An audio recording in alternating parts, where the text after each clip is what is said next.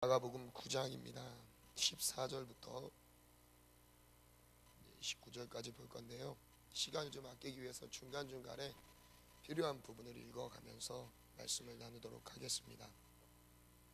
우리 먼저 명령 선포 한번 하겠습니다. 있을지어다 갑니다. 시작. 있을지어다 그대로 되니라 주었더라. 있을지어다 그대로 되니라 주었더라. 있을지어다 그대로 되니라 주었더라. 잘 됩니다. 시작. 잘 됩니다. 더 잘 됩니다. 갈수록 더 잘 됩니다. 잘 됩니다. 더 잘 됩니다. 갈수록 더 잘 됩니다. 잘 됩니다. 더 잘 됩니다. 갈수록 더 잘 됩니다. 우리의 삶이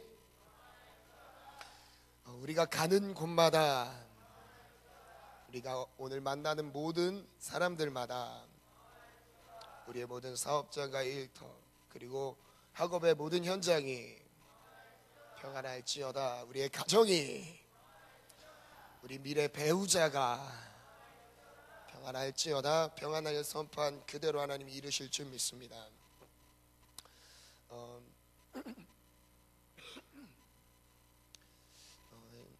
사역을 하다 보면요, 여러 가지 신앙에 대한 고민을 가지고 질문하는 청년들을 만납니다. 그런 질문들을 만났을 때 그 질문에 대한 원리를 한 가지로 한번 요약을 할 수 있는데, 잘 들어보세요. 우리가 믿고 의지하는, 그리고 우리의 삶의 기준이 되는 이 성경 말씀, 하나님의 말씀이죠. 이 하나님의 말씀과 자신의 삶에 괴리감을 느끼는 거죠. 말씀은 이렇게 분명히 적혀 있는데 내 삶을 돌아보면, 그리고 내 내면을 돌아봤을 때는 전혀 말씀과 맞지 않는, 그리고 말씀대로 살려고 해도 도저히 순종도 되지 않고, 그리고 전혀 나와 맞지 않는 그런 내용들이 성경에 기록되어 있는 걸 봤을 때 이런 고충들을 많이 상담하게 됩니다.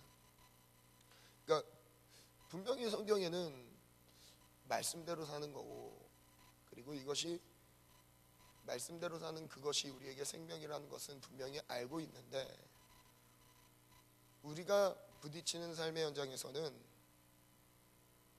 순종하는 것이 사실 만만한가요? 다 잘 되시는가 봐요. 저도 마찬가지입니다. 사역을 하고 있는 저도 감출 만한 그런 것도 없고, 여러분이나 저나 다를 것이 사실 없습니다. 그나마 좀 하나의 차이점이 있다면 하나님이 더 불쌍히 여기시고 더 은혜를 주셔서 이 자리에 세우신 것이지, 특별한 차이는 없습니다.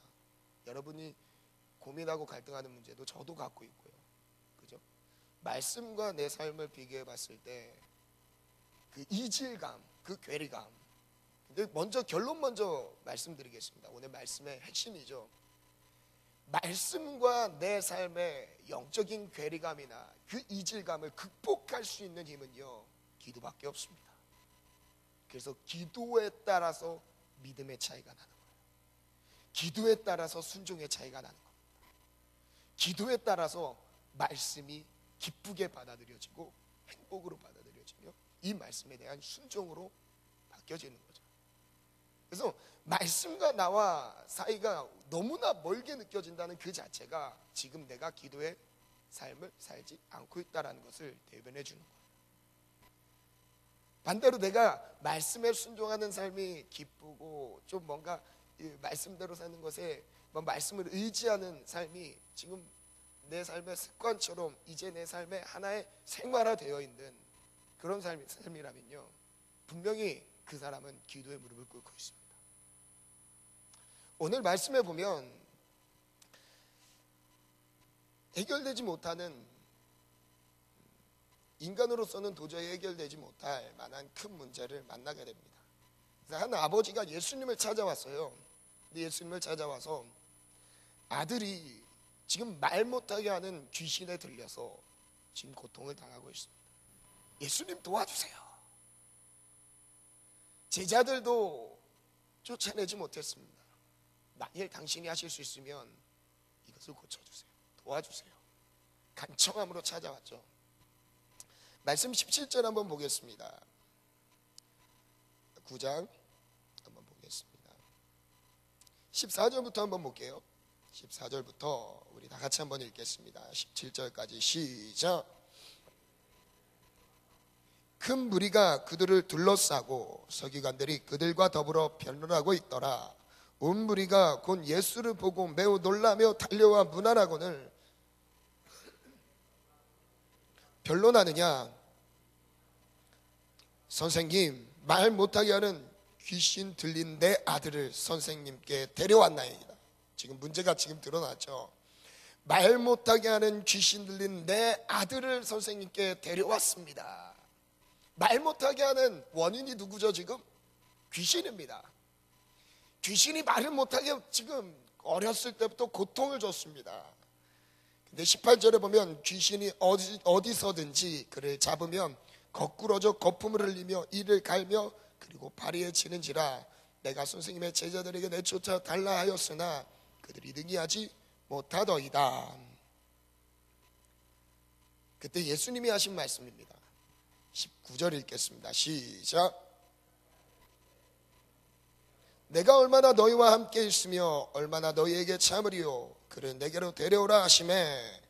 예수님께서 이제 대답하셨어요. 믿음이 없는 세대요. 뭘 보고 믿음이 없는 세대라고 말씀하셨을까요? 두 가지입니다. 첫 번째는요, 귀신 들려있는 그 상황에 대한 예수님의 말씀. 귀신 들려서 이제 고통당하고 있는 그것에 대한 예수님의 말씀이죠.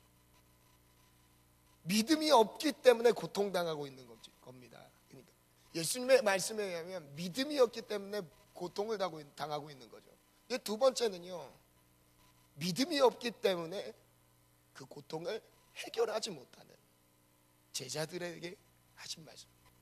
믿음이 없는 세대요. 두 가지입니다. 고통당하고 있고, 그 두 번째는 고통을 봐도 해결할 수 없는 무능력한. 문제는 읽을 수 있어요. 이런 문제 때문에, 이런 원인 때문에 내 삶에 이런 어려움이 왔네요. 문제는 읽을 수 있죠. 근데 그 문제를 해결할 수 없는 무능력함에 대해서 주님 말씀하십니다. 믿음이 없는 세대요. 어쩌면 우리의 삶이 아닐까요? 첫 번째든 두 번째든 피해갈 수 없는 것 같아요. 우리는 이미 오픈되어 있습니다.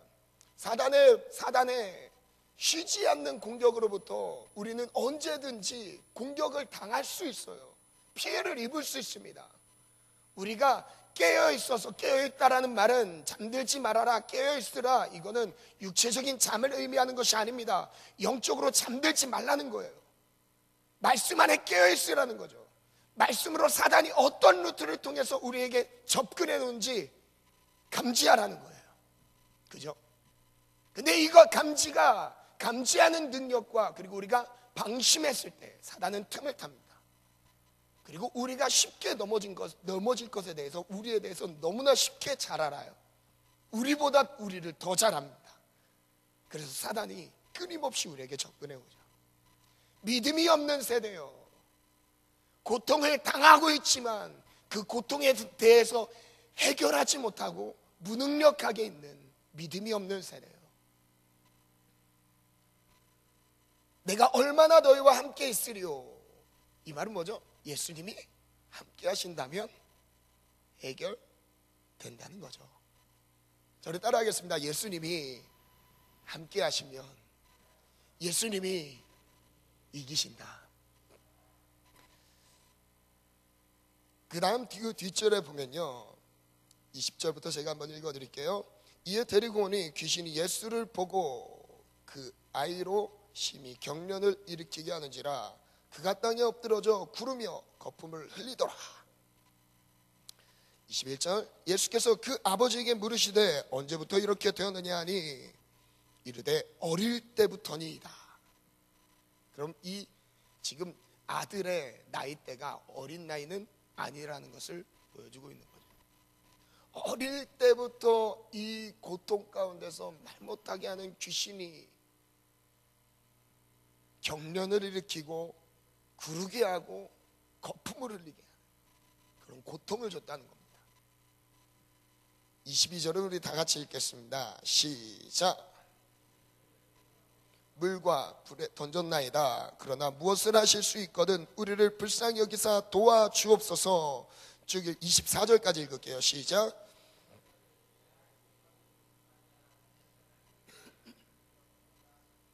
곧 그 아이의 아버지가 소리를 질러 이르되 내가 믿나이다. 나의 믿음 없는 것을 도와주소서 하더라. 아멘. 아버지가 간청을 합니다. 그러나 무엇을 하실 수 있거든 우리를 불쌍히 여기사 도와주옵소서. 그때 예수님이 말씀하십니다. 할 수 있거든이 무슨 말이냐? 믿는 자에겐 능히 하지 못할 일이 없느니라. 이 말씀을 준비하면서 하나님께서 또 새로운 은혜를 저에게 또 주셨습니다. 할 수 있거든이 무슨 말이냐? 믿는 자에게는 능치 못할 일이 없느니라. 두 가지로 해석할 수 있어요. 첫 번째는요, 이 믿는 자에 대한 해석인데요. 첫 번째는 예수님을 믿는 자를 말해요. 그죠? 이거에 대한 설교는 많이 들었을 거예요. 믿으면 다 된다. 믿는 자에게 능치 못함이 없다. 그죠? 네, 맞죠? 네, 반응을 좀 보여주시기 바랍니다. 네. 말씀을 믿는 자에게 하나님의 역사를 경험할 수 있는 은혜가 주어진다라는 거. 근데 두 번째는요, 좀 다른 거예요. 원어를 살펴봤어요. 원어 사전을 보면서 여기서 믿는 자라는 그 의미가 뭘까? 근데 이제 뭐 똑같더라고요. 근데 어떤 특정한 대상을 지칭하진 않았어요. 특정한 대상을 지칭하진 않았습니다. 그래서 이렇게 해석할 수도 있을 것 같아요. 예수님을 믿는 자로도 해석할 수 있겠지만 두 번째로는요, 믿음의 대상을 말할 수도 있겠다는 마음이 들더라고요. 즉 믿음의 대상이라는 건 누구죠? 예수님을 말하는 거예요. 그러니까 믿는 자에게는 능치 못함이 없느니라. 이 말은 제가 왜 이 고민을 했냐면 완벽하게 우리가 믿음을 갖고 있는 사람이 누가 있을까요? 그렇지 않을까요? 이 말씀이 그럼 내 삶에 적용되는 것은 너무나 거리가 먼 것이죠. 믿는 자에게 능치 못함이 없다. 그러니까 믿음은 원래 흔들리지 않는 거죠. 언어적으로 흔들리지 않는 겁니다. 믿는 자에게 능치 못함이 없다. 믿는 대상을 의미할 수도 있는 거예요. 믿는 대상, 우리가 믿는 대상, 그에게는 능치 못함이 없다. 그 대상은 누구죠? 우리의 믿음의 근본이신 예수 그리스도입니다. 그러니까 예수 그리스도 안에만 들어가면 능치 못할 일이 없는 거죠. 우리가 예수 그리스도만 바라보면, 그러니까 우리의 입장에서 믿는 자를 늘 해석하다 보니까 너무나 거리가 멀게 느껴질 수 있겠지만 좀 더 다르게 우리가 믿는 대상을 믿는 자로 봤을 때는요, 우리는 소망이 생길 수 있습니다. 왜냐하면 우리의 믿음의 대상은 오직 예수 그리스도밖에 없으니까. 그리고 예수를 바라보는 그 순간이 뭐냐면 하나님이 일을 행하시는 시간이니까요. 아멘. 아멘. 이 아버지의 간절함은요, 믿음을 뛰어넘었습니다. 사실. 그러니까 믿음이 있어서 그 아버지가 뭔가 흔들리지 않는 믿음이 있어서 예수님이 일을 이루신 건가요? 아니죠. 전혀 그런 일이 아닙니다. 아버지의 고백을 보면요, 한번 볼게요. 24절이죠. 제가 다시 한번 읽어드리겠습니다. 곧 그 아이의 아버지가 소리를 질러 이르되 내가 믿나이다. 근데 좀 이상해요. 나의 믿음 없는 것을 도와주소서. 내가 믿나이다. 나의 믿음 없는 것을 도와주세요. 무슨 말이에요? 믿으면 믿는 거지. 믿는다고 하는데 믿음 없는 것을 도와주소서. 그러니까 무엇을 믿는 거죠? 첫 번째, 내가 믿나이다. 무엇을 믿는 거예요? 예수님이 뭔가 병을 고치실 것을 믿습니까? 믿습니다. 이건가요? 저 좀 다르게 이해됐습니다. 지금 예수님을 믿는 겁니다. 예수님이 어떤 분인지, 하나님의 아들이시고 이 땅에 메시아로 오신 분인 것을 지금 믿는 거예요. 그것을 인정한 겁니다. 내가 믿나이다. 당신이 어떤 분인지 믿습니다.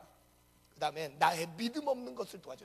현재 자기가 믿음의 대상인 예수님을 바라보는 진짜 실제 우리가 믿어야 될 그 믿음과 자기 자신의 믿음 없는 것에 거리감을 지금 두고 말하고 있는 거예요. 내가 당신이 누군지 믿고 있어요. 믿습니다. 당신이 모든 것을 하실 수 있는 분인 것도 믿습니다. 근데 자기 자신은 믿음이 없는 것을 지금 드러내고 있는 거예요.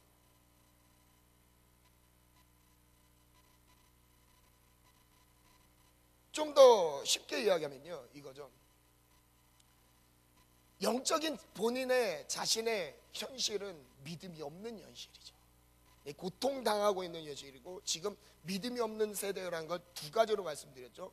고통당하고 있는 것, 귀신에 의해서 악한 영들에서 고통당하고 있는 상황 첫 번째고요.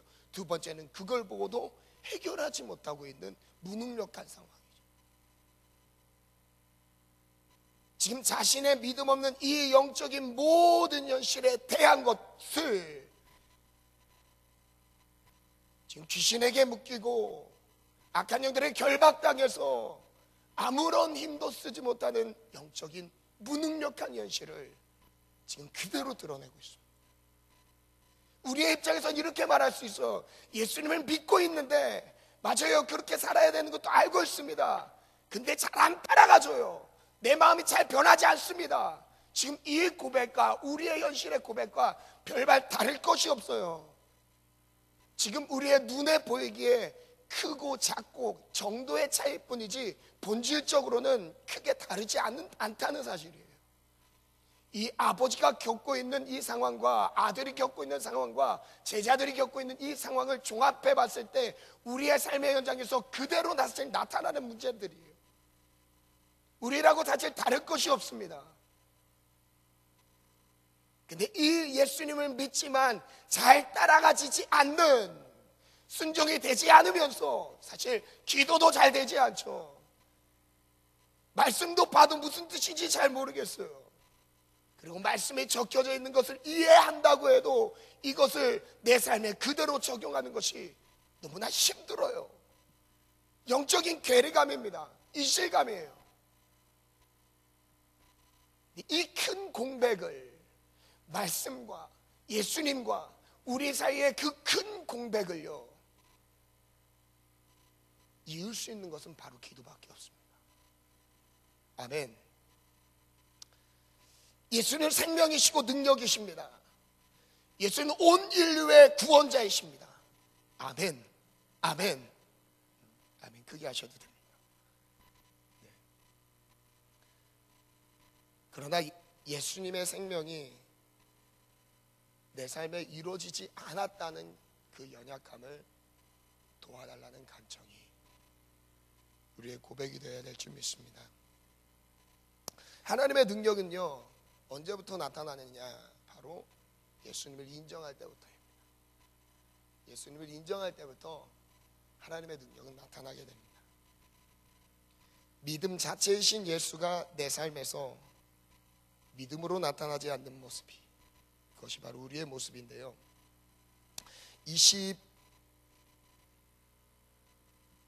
25절부터요. 즉 제가 읽어드릴게요. 예수께서 무리가 달려와 모이는 것을 보시고 그 더러운 귀신을 꾸짖었습니다. 말 못하고 못 듣는 귀신아, 내가 내게 명하노니 그 아이에게서 나오고 다시 들어가지 말라. 26절, 귀신이 소리 지르며 아이로 심히 경련을 일으키게 하고 나가니 그 아이가 죽은 것 같이 되어 많은 사람이 말하기를 죽었다 하나 예수께서 그 손을 잡아 일으키시니 이에 일어서니라. 28절 29절 읽겠습니다. 시작. 그 귀신을 쫓아내지 못하였나이까 이르시되 기도 외에는 다른 것으로는 이런 종류가 나갈 수 없느니라. 문제는 이거였어요. 제자들도 그것을 쫓아내주는 이미 그런 예수님께서 제자들을 파송하셨을 때, 그리고 제11의 제자들을 파송하시고 12제자들을 파송하셨을 때 이미 그들을 파송하시면서 하늘의 권세를 주셨습니다. 귀신을 제어할 수 있는 권세를 주셨어요. 그리고 그것을 경험했었습니다. 근데 지금 나타나지 않는 거예요. 그래서 제자들이 물어보죠. 우리는 어찌하여 능히 이 귀신들을 쫓아내지 못했습니까? 마지막 예수님이 그 모든 것을 정리하십니다. 기도 외에는 다른 것으로 이런 유가 나갈 수 없느니라. 마태복음 말씀은 좀 다르게 나와요. 마태복음 17장 말씀 한번 볼까요? 20절 한번 띄워주시겠어요? 마태복음 17장 20절 말씀입니다.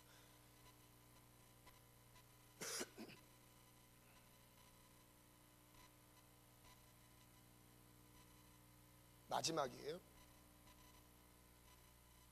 17장 20절 말씀 우리 읽겠습니다. 시작.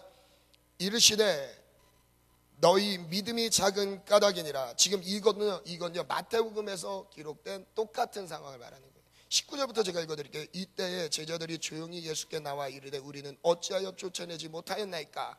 똑같이 질문하죠. 근데 마태복음에서는 그 대답을 좀 다르게 하세요. 뭐냐면 읽습니다. 20절 다시 시작.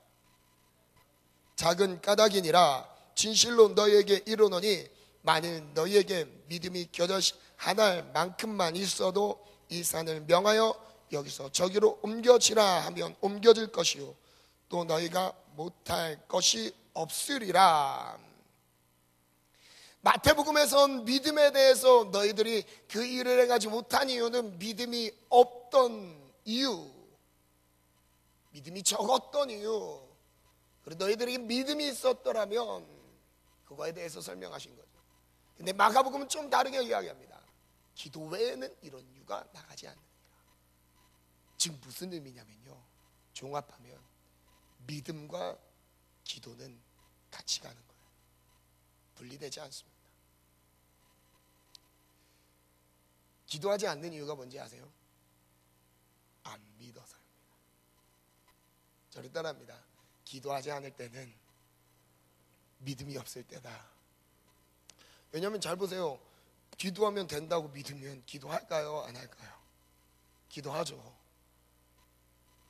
기도하면 하나님이 내게 응답하시고 하나님의 음성을 들을 수 있고 하나님이 우리에게 주신 뜻을 보이시고 하나님이 우리에 향한 계획들을 하나님이 감동으로 알려주신다는 거. 여러분 믿는다면 기도 안 할까요? 하겠죠. 믿음에 우리의 믿고 있는 것을 그대로 보여주는 것이 기도의 자리입니다. 내가 믿음이 있고 없고를 보여주는 게 기도의 자리예요. 그냥 입으로 고백하는 게 믿음이 사실 아닙니다. 우리의 믿음은요 기도 위에서 세워지는 거예요. 우리의 믿음은요 기도 위에서 세워집니다. 하나님의 말씀과 내 삶의 이질감과 괴리감은요 그 큰 공백은 기도로 채우는 겁니다. 기도로 채워지면 채워진 만큼 믿음으로 역사되는 겁니다. 말씀 정리하겠습니다. 반주 해주시겠어요? 괴로울 때 주님의 얼굴 보라. 반주 해주세요.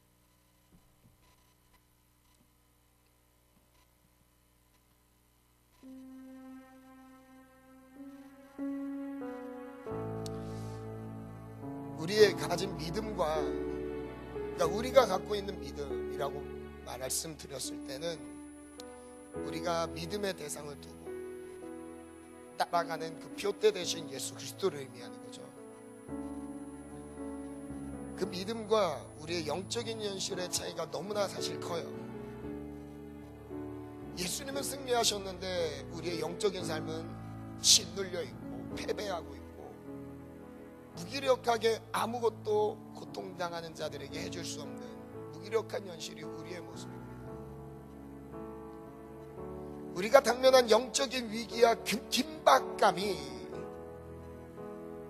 어쩌면 그것이 우리를 영적으로 압박해오고 있습니다. 현실과 믿음의 차이를 극복할 수 있는 그 공백은, 그 큰 공백을 이어주고 채워줄 수 있는 것은 기도밖에 없습니다. 여러분, 기도하지 않으면 믿음이 있을 수가 없어요. 기도하지 않으면 순종이 되질 않습니다. 기도하지 않으면 하나님의 말씀이 너무나 멀게 느껴져요. 기도하지 않으면 믿음으로 반응할 수가 없습니다. 기도하지 않으면요, 알고 있어도 당해요. 기도하지 않으면 알고 있어도 약해집니다. 머리로 알고 있는 게 믿음이 아니죠. 기도가 믿음입니다. 그럼 기도는 무엇이냐면, 기도는 그 기도하는 그 무릎의 자리에서 하나님의 역사로 내 영이 하나님의 말씀 가운데, 그리고 예수 그리스도의 그 중심 가운데 우리를 이끌어주는 거예요. 우리 영혼을 가지고 인도해 주십니다. 그래서 기도하셔야 돼요. 아멘. 말 못하는 귀신에게 묶였어요. 그리고 환난에 당하고 있습니다. 연약해졌어요. 세상의 압박을 당하고 있어요. 수많은 세상의 악한 영들로 인해서 휩싸여 있습니다. 그 가운데서 우리는 그냥 연약함 가운데서 이겨나가지 못하고 있을 때가 있습니다. 어쩌면 그 자리가, 그 모습이 지금 오늘의 우리의 현실일 수가 있습니다. 귀신 들린 자를 보고만 있을 뿐 해결하지 못하는, 해결해 주지 못하는 아버지의 무능력한 모습이 우리의 모습일 수 있습니다. 기도하지 않아서 그래요. 제자들의 그 무능력한 모습이 우리의 모습일 수 있습니다. 그러나 기도하면 예수의 능력의 생명이 우리에게 이루어질 줄 믿습니다. 오늘 우리의 삶의 무기력함을, 그리고 영적인 모든 압박을 풀어헤칠 수 있는 힘, 오직 기도입니다. 오직 기도입니다. 오늘 이 찬양 하나님께 올려드리면서 믿음의 고백을 하나님께 올려드립시다.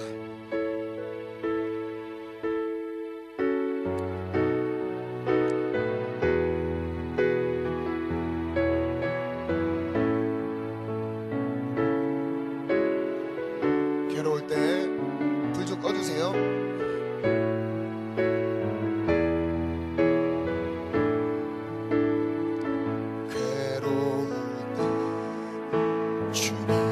얼굴 보라, 벽화에 주님 바라보아라. 세상에서 시달린 친구들아, 위로의 주님 바라. 우리 다시 한번 고백합니다. 괴로울 때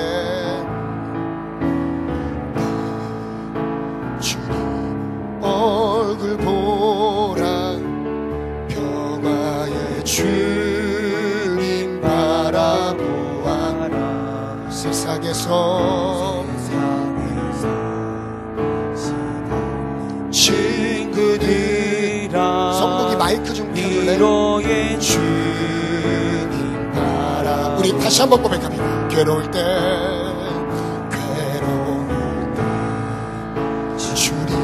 얼굴 보라, 평화의 주님 바라보아라.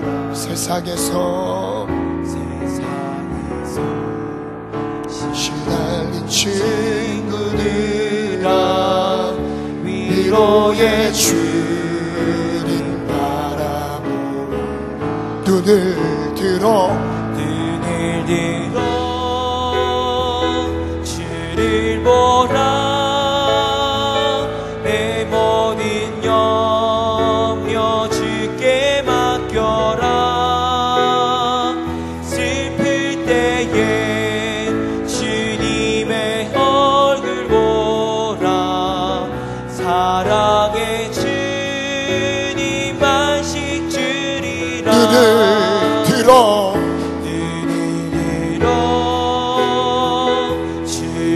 보라, 내 모든 염려 주께 맡겨라. 슬플 때에 주님의 얼굴 보라, 사랑의 주님 안식 주리라. 눈을 들어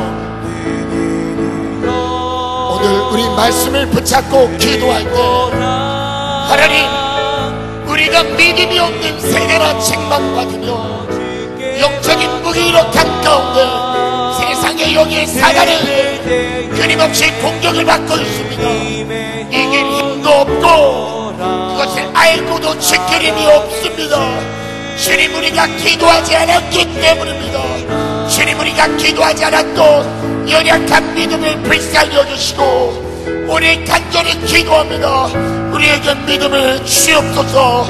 기도의 삶을 살겠습니다. 말씀과 내 삶에 이 즐거움을 기도로 채우겠습니다. 우리 주여 세 번 부르고 기도합니다. 주여, 주여, 주여.